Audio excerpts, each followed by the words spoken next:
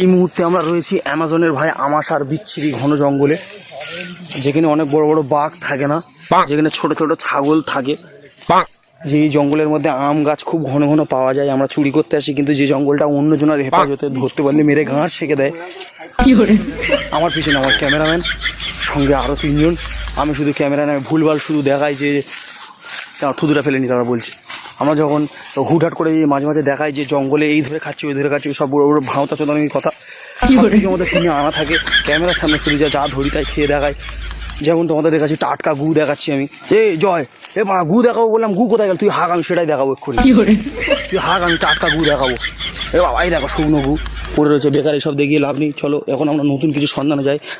এখন গাছ থেকে আমরা আম পারবো, যেটা খুব খাওয়া দরকারি শরীরের পক্ষে গরমের মধ্যে।